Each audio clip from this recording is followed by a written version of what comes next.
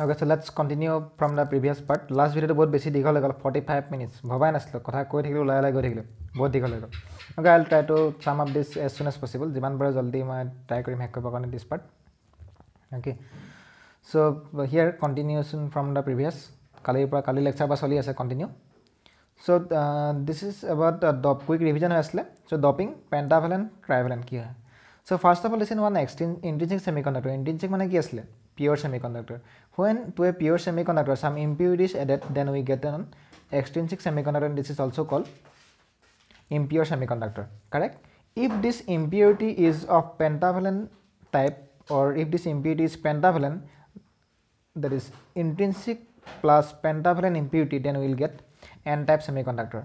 N-type semiconductor means there is one extra electron or there is one extra free electron, but this does not mean that it I already bare koi aso. I am repeating again, this does not mean that n-type semiconductor is negatively charged. Okay, then if we add trivalent impurity to an intrinsic semiconductor, then we get p-type semiconductor. Okay, p-type semiconductor is there is one there is one hole means there is one positive charge extra. That does not mean that whole as a whole p-type semiconductor is positively charged. Correct? And the reason to ki asle because intrinsic semiconductor mane ki hoy silicon or germanium, that two only ei dutai ekol ache silicon and germanium.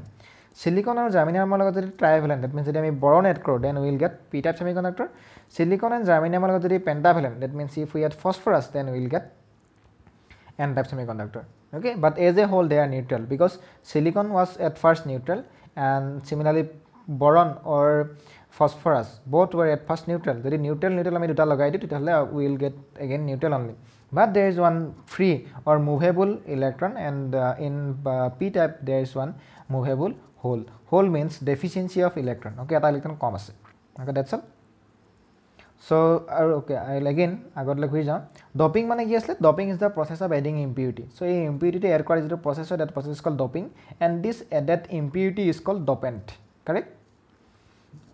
Then in an n-type, majority charge carrier are the electrons, this we already know, and minority charge carriers are holes, and number density of electrons is very greater than number density of holes in n-type semiconductor. That means the number density of electrons is besi, then current will be also very high. Conductivity is approximately equal to number density of electrons into mu e. Mu e is actually nothing but mobility of electrons into charge of electron. Okay, this formula is important for coaching wala. Then in an n-type semiconductor is electrical neutral, not negatively charged. This we have already discussed. Kiyo hoy keneke hoy moi ta question eta answer di thosilo. Then in n-type semiconductor impurity is called donor because one impurity generate jodi eta impurity add koro, then it generate one free electron. Okay, then donor energy level lies just below the conduction band. This is the conduction band, and donor energy level to tolot goise. Hei kane ki hoy ei zero forbidden energy gap asle, forbidden energy gap decreases on addition of impurity. Okay, the gap to komi jay because tol phale ki hol tol lage nami ahile free electron no kane tol phale nami ahile okoman. Okay, then in case of a p-type semiconductor, majority charge carriers are the holes and minority charge carriers are the electrons. These things we already know. I am repeating these things again and again. And number density of holes is much more greater than number density of electrons. Then current due to holes is much more than current due to electrons, because current due to electron is minority here only. And conductivity also same formula, with just here we will use holes. P-type semiconductor is also electrical neutral. This also we know. Impurity is called acceptor impurity. This also we know. Why acceptor? Because it has one deficiency of electron which has a capacity to accept another electron from the neighboring. Correct? That's why this impurity is also called acceptor impurity. Then acceptor energy lies just above the valence band. This number 6 point from n-type and number 6 point from p-type. This you remember. Donor impurity level lies just below the conduction band, while acceptor energy level lies just above the valence band. Try to remember this. Okay, then okay, here in an intrinsic semiconductor, number density of electron is equal to number density of holes. Both electrons and holes can contribute to the current conduction. Correct? Then when some potential difference, that means when some voltage is applied, then intrinsic semiconductor current flows due to both electrons and holes, and this is given by this formula. E means charge of an electron, A means area of the semiconductor, Ne means number density of electron, Ve means drift velocity of electrons. Okay, NH means number density of holes, and VH means number density, real velocity of holes. And we also know, this is actually from chapter 2 of your first part, conductivity is J divided by E. J is nothing but J to ki current density divided by E means electric field. Okay, conductivity is defined as current density per unit electric field, or current density is defined as current per unit area. These are the formulas you should know for coaching wala. And mobility is defined as drip velocity per unit electric field. Mobility of electron is VE divided by E, capital E. Capital E means electric field, chapter number 1. Okay, these are the formulas I want to write down coaching wala, baki non coaching ra nilikhile hoy jabo. But non coaching kita monat thola kotha ase, in intrinsic semiconductor number density of electron equal to number density of hole, and the when some potential difference, that means when some voltage is applied, current flows in the circuit due to both electrons and the movement of holes. At a majority minority hope, but that is not our concern. Then this is one p-type semiconductor material, n-type semiconductor material. We know when p-type semiconductor material is joined with n-type semiconductor material, and then a p-n junction is formed. And while in a p-n junction there is always one depletion region, we know, and this side is anode, anode is positive, that means this side is positive P, and this side is negative, and cathode, this is negative N side, this side is P side, this side is N side. And this sabakane important hoy, this type of you will see one component in your laboratory diode dekhibi. So that eta phale silver color koi thwa dekhibi, this strip marks contribute jun phale silver color koi thwa ase, that side is N side, and this other side is positive P side. This side is P side, this side is N side. So ketiaba identify koribo diye which side is P side and which side is N side. Okay, so this side is P, now this side is N, silver strip side is N, and this side is P. Okay, so these are symbols. We know what is depletion region, the space charge region, and or the in the depletion region there is immobile charge. The space charge region around the p-n junction is called depletion region. Correct. Then the thickness of depletion region is around 10 to the minus 6 meter. We already know this is 1 micrometer range hoy, and width of depletion region is varies inversely with doping. So jodi doping beshi hoy tale width to kom, but this we already know. Jimane doping beshi koriba himane ki hobo, depletion region to kom hoy jabo. So depletion region kom hoy gole means ki hoy, doping beshi hole current to beshi hoy, that we already know. Correct. So this is inversely proportional. Keta 1 marks question directly diye. And depletion region is directly proportional to the temperature. Jodi temperature baha, depletion region to ki hoy, bahi bhi koi thakibo. This one thing you should remember, confuse hoba nalagibo. Okay, weight of the depletion region is inversely proportional to doping, but depletion is directly proportional to current. Okay, then this is biasing. Two types of biasing we already know. One is forward bias and reverse bias. In the forward bias there is a light to joli ase, that means there is current. On reverse bias light to nojole, that means there is no current. When a diode is set to a forward bias, when positive terminal of the battery is connected to P side, and when negative is connected to the connected to the P side, or this P side, then it is reverse bias. Okay, this we already know. Sorry. So in a forward bias, FB means forward bias. In a forward bias, width of the depletion layer decreases with increase in the voltage. Voltage bahai goidle width to komi goi asle. Okay, in forward bias, resistance offered is around 10 ohm to 25 ohm only. Okay, ohm is the SI unit of resistance. So in forward bias, resistance offered is around 10 ohm to 25 ohm only. Forward bias opposes the potential barrier. The current in forward bias is given by this formula, where IS is the saturation current and exponent E, this E is the exponent, tar upor jito horu E likha ase, this is the charge of an electron, which is 1.6 into 10 to the minus 19 coulomb. All other things are given. T is the absolute temperature in Kelvin. And we already know in forward bias cutoff or knee voltage is defined. So the voltage at which the current starts to increase rapidly is called cutoff or knee voltage. This is around 0.3 for silicon and 0.7 for 0.7 for silicon and 0.3 for germanium. Sorry, I have missed. Okay, please note on this. Coaching wala sabai likhilo ekhini. Then in reverse bias, width of the depletion layer increases. Okay, in reverse bias always jeta ami voltage bahai bahai goi thakim, width to bahai bahai goi thake. This we have already seen. Duta prothomate column ase, to side tinta hoy gesile. And in reverse bias you see this resistance offered is very high, 10 to the power 5 ohm. Agorat kiman asle 10 ohm, yat kiman 10 to the 5 ohm, bahut beshi resistance offered, that means current jabo nidiye.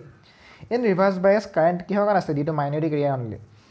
Okay, so breakdown voltage was defined in reverse bias. What is the breakdown voltage? reverse voltage at which the breakdown of the semiconductor occur. That means semiconductor bhagi jay. So for germanium this breakdown voltage is around 25 volt and for silicon it is around 35 volt. So depending on the break yat koi ami mane ki hobo actually breakdown voltage koi beshi voltage ami supply koribo nwaro. Jodi beshi voltage supply korile tira diode to beya hoy jabo akon notun ta kini ani bolibo. Ab jolalo puske phut thakibo. Okay, hol. So this is the VI characteristic, that means the voltage current characteristics for forward bias and reverse bias. Agore diagram jodi ki asle duta ekla draw kora asle forward bias and reverse bias main diagram yat moi beleg beleg draw kori disu. Forward bias ki hoy current to eneke bahi jay, so this is called knee voltage jeta bahibole start dia. Reverse bias, this is saturation current, so this one is called breakdown voltage. Okay, reverse bias current is in microampere and forward bias current is in milliampere. Hol. So I have already said what is breakdown. Breakdown ami already discuss korilo. Moi koistu je breakdown bishoy ami pichot discuss korim. In the last video moi koislo breakdown or pichot ki dia asle tinta breakdown voltage er pasat tinta star mark dia asle, saida star mark dia asle. So actually here breakdown is of two types. A Zener F diode may break under these two conditions. One is called Zener breakdown and another is called avalanche breakdown. Okay, duita type to beleg beleg duita normally breakdown hoy, but breakdown type to keneke bhagile bhogar style to beleg beleg hob pare. So what is Zener breakdown? Ekdom simple language likhibo try korislu sasan buji paise bisake. When reverse bias is increased, the electric field across the junction also increases. Ami gam pao kya, because positive and negative charge accumulate hoy jabo to electric field bahi jabo na. So when reverse bias jodi ami voltage to bahai bahai goi thaku jemane dangor goi thaku ki hoy major depletion agent to width to bahai bahai goi thakibo, that means electric field dangor hoi goi thakibo. At some stage the electric field becomes so high imane beshi hoi jabo that it breaks the covalent bond. Covalent bond to bhangibo kane ki hoy electric field apply korile hoi jabo. So when reverse bias is increased, the electric field across the junction also increases. So when we increase the reverse bias voltage to a very high level, electric field becomes so high that the covalent bond may break. Jodi covalent bond bhagi thake, then a large number of electrons will generate, free electrons will generate. This causes a huge amount of current to flow. And jodi gotei covalent bond bor bhagiye thakile tele to silicon to nathakile, correct? Silicon nijor structure na thakile, germanium nijor structure na thakile, that's why the diode will break. So this type of breakdown is called Zener breakdown. So Zener breakdown occurs due to high electric field. Okay, and next is avalanche breakdown. So difference to ki hoy you will try to figure out besai level try koribi. At high reverse voltage due to high electric field the minority charge carriers. Okay, moi simply bujabo try definition guli mar moi bujabo try koisu extra ke. Zener breakdown ki hoy Zener breakdown to jodi electric field to bahut beshi ho jay tethale covalent bond bor sob bhagi thakibo silicon ya germanium jodi covalent bond bhagi thakile tethale a huge number of free electrons ulai jabo, because covalent bond ki 8 electron homai ase bahut beshi electron bahi jabo, abruptly bahi jabo. Jodi electron to bahut beshi ke bahi jay then there will be huge amount of current due to which the diode will break bhagi thakibo. Avalanche breakdown ki hoy jodi ami voltage to bahut beshi bohai thaku ifale jodi voltage to bahut beshi bohai aso ki hobo free electron keta asle na, free electron keta jikera already asile due to you know free electron jikera asile, that means due to doping okana jikera electron asile doping okana thoka free electron keta jodi voltage bohai di beshi speed ifale ghuri phibo imane speed ghuri phibo je hi usorot thoka soboke khunda mai thoi jabo. যিকেইটা covalent bond কেইটা আসলে covalent বন্ডত থকা electron কেইটা দাম দুম খুন্দিয়া থাকিব, তো তেনেকৈ খুন্দা মাৰি থাকিলে সেইটা ভাগি থাকিব নাই, বন্ড কেইটা ওলাই ভাঙি যাব নহয়। তো সেই বন্ড কেইটা যদি তেনেকৈ ভাগি যায়, কোভেলেন্ট বন্ড কেইটা যদি ভাঙি যায় খুন্দা মাৰি থকাৰ কাৰণে, যিটো কলিজনৰ কাৰণে যেটা ভাঙি যাব, তেতিয়াও কি হ'ব হিউজ নাম্বাৰ অফ ইলেক্ট্ৰন ওলাই গ'ল। আল্টিমেটলি বন্ড কেইটা ভাঙি গ'ল মিনছ ব্ৰেকডাউন হ'লেই, বাট বন্ড ভঙাৰ ষ্টাইলটো বেলেগ হয়। এটা কি হ'ল ডিউটো হাই ইলেক্ট্ৰিক ফিল্ডৰ কাৰণে আমি টানি আছোঁ, সেইটো কাৰণে ভাগিলে প্ৰথমটো, সেইটো কয় জিনাৰ ব্ৰেকডাউন। আৰু কি হ'ল হাই ভল্টেজৰ কাৰণে ইলেক্ট্ৰন কেইটা বেছি স্পীড ঘূৰি আছিলে ইফালৰ পৰা সিফালে, সেইকেইটা খুন্দিয়াই ভাঙি পেলালে কোভেলেন্ট বন্ড কেইটা। তেনেকুৱা টাইপৰ ব্ৰেকডাউনটো কয় এভালাঞ্চ ব্ৰেকডাউন। ডেফিনেশ্যন লিখা আছে, ডেফিনেশ্যন ৰাত্তা মাৰিলে এক্সামত আহিলে এইকেইটা লিখি দিবি। কিন্তু বুজাটো হ'ল প্ৰথমটো ইলেক্ট্ৰিক ফিল্ডৰ কাৰণে যদি কোভেলেন্ট বন্ড ব্ৰেক হয় then it is called Zener breakdown, and due to collision or due to very high velocity collision of electrons কাৰণে যদি covalent bond break হয় then it is called avalanche breakdown. These are the two types of breakdown. Okay, এইটো ভিতৰৰ মেকানিজমটো হয় Then we have in the last video we have discussed what is half wave rectifier and full wave rectifier center time আমি discuss কৰিলো here one thing I want to সবৰ কাৰণে coaching and non coaching সবৰ কাৰণে important hall this last diagram full wave bridge rectifier টো কেনেকৈ কাম কৰে this one is also one full wave rectifier সা এইটো full wave rectifier হয় এইটো full wave rectifier হয় কাম কেনেকৈ কৰে ওকে কাম কেনেকৈ কৰে মই আকৌ বাৰ বুজাই দিছো লাষ্ট টাইম যদি বুজি নাপাল সা ইয়াত গোটেই তিনটা আছে সব বুজাই দিছো মই যত half wave rectifier during the positive half cycle অকল positive to half cycle the graph আছে during the positive half cycle okay মই আতৰিলা during the positive half cycle কি হৈছে during the positive half cycle the diode is forward bias means it allows current to pass through then we will get the output during the negative half cycle the half wave rectifier diode is reverse bias so we will not get any output to flat আমি এটা পালো during the next positive half cycle diode is again forward bias আমি output পাম next negative half cycle diode reverse bias output না পাও during next positive half cycle diode আমি output পাম হল centre টাইপত কি আছিল মই এই ডায়াগ্ৰামটো প্ৰিফাৰ কৰিছিল এইটো মাজতে সোমাই আছে ডায়াগ্ৰামটো বহুত সিম্পল হয় এই ডায়াগ্ৰামটো আকিলো হ'ব এক্সামত বনালো হ'ব আগৰ ডায়াগ্ৰামটো বনালো হ'ব এক্সামত নো প্ৰবলেম এই ডায়াগ্ৰামটো যদি বনাও during the positive half cycle diode D1 is forward bias so we will obtain the current across diode D1 এনেকৈ আহি যাব diode D2 reverse bias এফালে কাৰেন্ট নাহে একো নাপাও আমি বাট diode D1 ৰ কাৰণে পাই আছো during the negative half cycle diode D1 is reverse bias and diode D2 is forward bias so we will get the output across D2 during the next positive half cycle diode D1 is again forward bias and we will get the output due to D1 then next আমি D2 কাৰণে পাম next D1 next D2 তেনে আমি গম পাই থাকিম in the full wave rectifier আমি কি হ'ব সব full wave rectifier দুসা ওপৰত যেতিয়া পজিটিভ হ'ব তলত নেগেটিভ হ'ব যদি ওপৰত পজিটিভ হয় পজিটিভ এফালে আহিলে on this diode D1 এফালে সা যদি D1 ত যদি এটো যদি পজিটিভ হয় diode D1 is forward bias but diode D4 is reverse bias so diode D1 এফালে এনেকৈ আহিব অহাৰ পাছত ইয়াৰ ৰিভাৰ্স বায়াস হৈ যাব বনাবল ট্ৰাই কৰ মই যদি নহয় ক্লাছত বুজাই দিম জুম ক্লাছত বুজাই দিম সা এফালে এনেকৈ আহিলে এফালে আহি ফৰৱাৰ্ড বায়াস হ'লে আহি গল এফালে আহিব ট্ৰাই কৰিব নোৱাৰে ৰিভাৰ্স বায়াস আকৌ ঘূৰি যাব ৰেজিস্ট্যান্স এফালে আহি যাব তাৰ পাছত আকৌ ইয়াত আহি ফৰৱাৰ্ড বায়াস হ'ব সো ডায়োড D1 আৰু D2 কাম কৰিব ডিউৰিং দা পজিটিভ হাফ সাইকেল কাইন্ডটো কেনেকৈ আহিব এনেকৈ তলফালে আহি যাব you please try to understand this by yourself যদি বুজি পোৱা নাই তেতিয়াহ'লে মই বুজাই দিম নেক্সট জুম ক্লাছত মই বুজাই দিম okay so forward bias reverse bias this one is called bridge structure bridge এখন দলংখন নিচিনা দেখিব কাৰণে that's why it is called bridge structure okay so next these are a few things you should know about forward bias and reverse bias এইকেইটা কি হয় efficiency কি হয় then form factor is defined as RMS current divided by DC current we already know RMS current is nothing but for the time being you will remember RMS current as effective current RMS current means effective current AC current গুটেটো আমি use নহয় তাৰ কল কিবা এটা portion use হয় that portion is called RMS current okay so for a half wave rectifier form factor is given by pi by 2 formula about derivation কৰা পিছত ওলাই আছে pi by 2 derivation is not important for you then for full wave rectifier form factor is pi by 2√2 and ripple factor and what is ripple factor lot likha ase the ratio of effective alternating component of the output voltage or current to the DC component is called ripple factor is for half wave rectifier this portion is 1.21 and full wave rectifier this is around 0.48 okay this is the value of ripple factor you will write down this whole slide formula khan likhi thobi rectifier efficiency is defined as output DC power divided by input AC power and formula is given and efficiency is for half wave rectifier efficiency is around 40.6% and for full wave rectifier it is around 81.2% প্ৰথমটো multiply বাই 2 কৰি দিবি ওপৰটো আহি যাব half ফুল double কৰি দিবি ফুল হৈ কাৰণে আহি যাব okay you please remember these points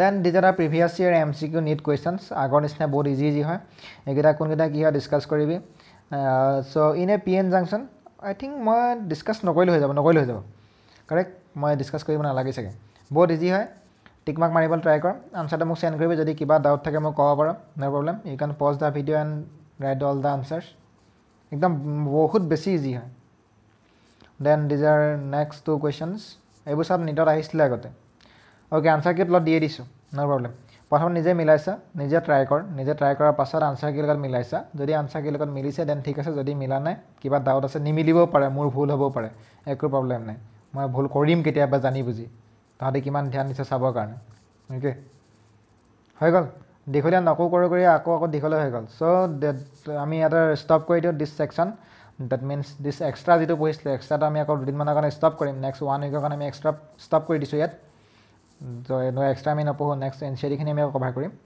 চ' বহুত দিনৰ পৰা হালা কৰি আছিলোঁ চাগে ন এটা বস্তু পঢ়িম হোৱা নাই এতিয়া ভাবিছিলোঁ ওলাব বুলি নোলালেই চ' পালছেটিং ডি চি আমি কৈছিলোঁ কি হয় পালছেটিং ডি চি পালোঁ আমাক কিন্তু লাগে কমপ্লিটলি ডি চি কাৰেক্ট কি কৈছিলোঁ কমপ্লিটলি ডি চি লাগে বুলি কৈছিলোঁ নাই এ চি আছিলে এ চি আমাক কাম আছে ডি চি মোবাইল চাৰ্জিং কৰিবৰ কাৰণে বাট আমি ৰেক্টিফাই আমাক বনাই দিলে পালছেটিং ডি চি কেনেকৈ আমি কমপ্লিটলি ডি চি পাম this we can obtain by using capacitor circuits okay this is the diagram taken from NCERT so the output obtained from DC rectifier is pulsating DC this we already know to get a steady DC capacitor circuits can be used and they are called filter koi diye okay so these are also called filters so this is the circuit so eto full wave rectifier hok ya half wave rectifier hok jodi eto ta rectifier hoy rectifier pisot kiba ta output ta ami pam xy kiba ta output palo hal তাৰ পিছত আমি কি কৰিম তাৰ ফলে এইটো capacitor symbol হয় হা দিছ ওয়ান ইজ কেপাচিটৰ সিম্বল যদি এটা কেপাচিটৰ লগাই দিও আৰু এটা ৰেজিস্টাৰ লগাই দিও then will get on this will get DC completely DC so this is the diagram input ইয়াত এসি ইনপুট আমি দি আছো এসি ইনপুট দিয়াৰ পিছত ৰেক্টিফায়াৰ দিয়াৰ পিছত ইউ সি দিস এইটো আমি পাইছিলোঁ এইটো কাৰ্ভটো আমি পাইছিলোঁ this is called pulsating DC full wave rectifier যদি দি আমি এই কাৰ্ভটো পাম তাৰ পাছত যদি আমি আকৌ কি কৰোঁ on the way of full wave rectifier যদি আমি তাত if we use capacitor circuits এনেকৈ যদি কেপাচিটৰ কেইটামান ইউজ কৰি দিওঁ then will get this one এইটো কমপ্লিটলি এইডাল ডাৰ্ক লাইনডাল কমপ্লিটলি ডি চি হয় নাই হ'ল এতিয়া আমাৰ এই লাইনটো মোবাইল চাৰ্জিং হৈ যাব মোবাইল চাৰ্জিং হৈ গ'ল ন চ' এডাপ্টাৰটোত আমাৰ কি সোমাই আছে এটা ৰেক্টিফায়াৰ এণ্ড চাম দিছ কেপাচিটৰ সোমাই আছে আৰু এটা বস্তু সোমাই আছে যেটো আমি নেক্সট ডিছকাছ কৰিম বহুত দিনৰ পৰা হাল্লা কৰি আছোঁ ভল্টেজ ৰেগুলেটৰ হাল্লা কৰি আছোঁ এইটো আমাৰ মোবাইল চাৰ্জিঙত ভল্টেজ কেপাচিটি যিটো এডাপ্টাৰ আছে তাত ভল্টেজ ৰেগুলেটৰ এটাও সোমাই আছে কাৰণ কেনেবা যদি ভল্টেজ বহুত বেছি হৈ যায় মোবাইলটোলৈ যদি বহুত বেছি ভল্টেজ আহি যায় মোবাইলটো জ্বলি থাকিব নহয় হল বহুত একদম ফাৰ্ষ্ট স্লাইডৰ পৰা এটা ডায়াগ্ৰাম দেখি আছে চাগে এটা পঢ়িম গৈ পঢ়াই হোৱা নাই next lecture will surely discuss this diagrams এইকেইটা আমি চিয়ৰ পঢ়িম এই this one is voltage diagram voltage regulator this is also' call stabiliser টিভিত লাগি থকা ষ্টেবিলাইজাৰটো এইখন চলাৰ চেল হয় চলাৰ পেনেল হয় ঘৰত লাগি আছে নহয় কাৰোবাৰ ঘৰত সৰুখন ৰ'দ দি থৈ দিয়ক কেতিয়াবা থৈ দিয়ক নিজা LED লাইট আমি সব ডিছকাছ কৰিম এণ্ড লাষ্টৰ ডায়াগ্ৰামটো এইটো মোৰ প্ৰজেক্ট আছিলে in engineering while I was in engineering this was my project okay so' ইঞ্জিনিয়াৰিঙত থাকোঁতে এইটো প্ৰজেক্ট মই বনাইছিলোঁ this one is nothing but a solar water heater আমি একদম এইটো কমপ্লিটলি সৰু বস্তু এটা আৰম্ভ কৰি চব আমি নিজে বনাইছিলোঁ আমি মানে মই আৰু মোৰ লগত দুজন আছিলে তিনিজন মোৰ প্ৰজেক্ট আছিলে ইঞ্জিনিয়াৰিঙত থাকোঁতে এইটো আমি বনাইছিলোঁ চলাৰ ৱাটাৰ হিটাৰ solar energy আমি সূৰ্যৰ পোহৰৰ পৰা how sunlight can be converted directly into heat energy to heat or to warm water আমি পানী গৰম কৰিবৰ কাৰণে কেনেকৈ ইউজ কৰিব পাৰোঁ no electricity nothing অকল ইয়াত সানলাইট পৰিব এইটো বক্সটো আছিলে এখন সোলাৰ পেনেল নিচিনা আমি নিজে বনাই লৈছিলোঁ ইয়াত অকল লাইটটো পৰিব লাইটটো পৰাৰ লগে লগে এইটো আমাৰ টেংকি হয় টেংকিত পানী গৰম হৈ যাব অট'মেটিক এইগুলা দুইটা দেখিছা কলা কলা পাইপ হৈ পানী আহি আছে আৰু ইয়াত আমি একো মেচিন ইউজ কৰা নাই একো কৰা নাই অকল টেংকিত পানী ভৰাই থৈ দিছোঁ লাইট পৰে আৰু পানী গৰম হৈ যায় এতিয়া ইউনিভাৰ্চিটিত আছে এইটো আমি বনালোঁ বনাৰ পিছত এতিয়া ইয়াৰ ওপৰত ৰিচাৰ্চ চলি আছে কৰি আছে নেক্সট গ্ৰুপে আমি ষ্টাৰ্ট কৰিলোঁ আমি শেষ কৰিব নোৱাৰিলোঁ আমি পানী গৰম কৰি দিলোঁ আমি পানী 95 ডিগ্ৰী সেলসিয়াছলৈকে গৰম কৰি দিলোঁ একদম ঠাণ্ডা পানী আইচত থকা পানী 95 ডিগ্ৰী সেলসিয়াছলৈকে গৰম কৰি দিলোঁ আৰু টাইম একদম নালাগে 2 ঘণ্টামান যদি ৰ'দত থৈ দিওঁ পানী একদম উতলি যায়গৈ ওকে এইটো ইয়াত এইটো সব কেবি লগাই থোৱা আছে মই এইটো বিষয়ে কেতিয়াবা ক্লাছত ডিছকাছ কৰিম বাৰু যদি আমাৰ এক্সট্ৰা টাইম থাকে হল so' in the next video' will surely discuss this three একদম for sure in the next week will discuss okay so' with this বহুত দীঘল এইটো হৈ গ'ল চাগে দীঘল নকৰোঁ কওঁতে বৰ খাইছে চাগে ন অকল ইমানকৈ লেকচাৰ দি আছোঁ অ'কে একো নাই MCQ কেইটা সলভ কৰিবি চব so' today or tomorrow there will be one Zoom class দুটা হ'ব অকল দুটাই ল'ম কিন্তু মই দুটা গ্ৰুপত চব সোমাই আহিব লাগিব যাতে পাৰ কৰিবি আজি নলওঁ চাগে আজি চবে ভিডিঅ'বোৰ চাব নোৱাৰিব পাৰ কাইলৈ এটা ক্লাছ ল'ম চবে মোক টেক্সট কৰিবি পাৰ্চনেলি গ্ৰুপত মই নিদিওঁ গম পাওঁ মেইন গ্ৰুপত মই লিংক নপঠাম পাৰ্চনেল হোৱাটছএপ নাম্বাৰত লিংক পঠাম চ' যাৰ ইণ্টাৰেষ্টেড হয় চবে জইন কৰিব পাৰ তাত মই ফুল ৱেভ ব্ৰিজ ৰেক্টিফাইটো কেনেকৈ কাম কৰে এবাৰ ভালকৈ দেখাই দিম যদি ইয়াত বুজি নাপালি দেন কি ডাউট আছিলে ক্লিয়াৰ কৰিব পাৰা বাট আমি মেক্সিমাম ৰিভিজনহে কৰিলোঁ আই থিংক বৰ বেছি ডাউট থাকিব নালাগে but how a rectify works half of full of rectify কেনেকৈ কাম কৰে প্লিজ বুজিবলৈ ট্ৰাই কৰ, 3-4বাৰ চাই বুজিবলৈ ট্ৰাই কৰ। ভেৰি ইজি, যদি বুজি পাওঁ এক্সামত লিখিবলৈ বহুত ইজি হ'ব, নহ'লে ৰত্তা মাৰিব লাগিব কৈ দিছোঁ। মই প্ৰথমতে কৈছিলোঁ, ইণ্ট্ৰডাকশ্যন দিওঁতে কৈছিলোঁ, আনঅফিচিয়েল ভিডিঅ'তে কৈছিলোঁ, বুজি ৰত্তা মাৰিবলৈ ভাল, নুবুজাকৈ ৰত্তা মাৰিবলৈ বহুত টান। অ'কে, বুজি পেলাই ৰত্তা মাৰিবলৈ বহুত ভাল। অ'কে, চ' বুজি ৰত্তা মাৰিলে ভাল, তো বুজিবলৈ ট্ৰাই কৰ। আৰু যাৰ ডাউট থাকে you can join the Zoom class. Okay, thank you so' much, see you there.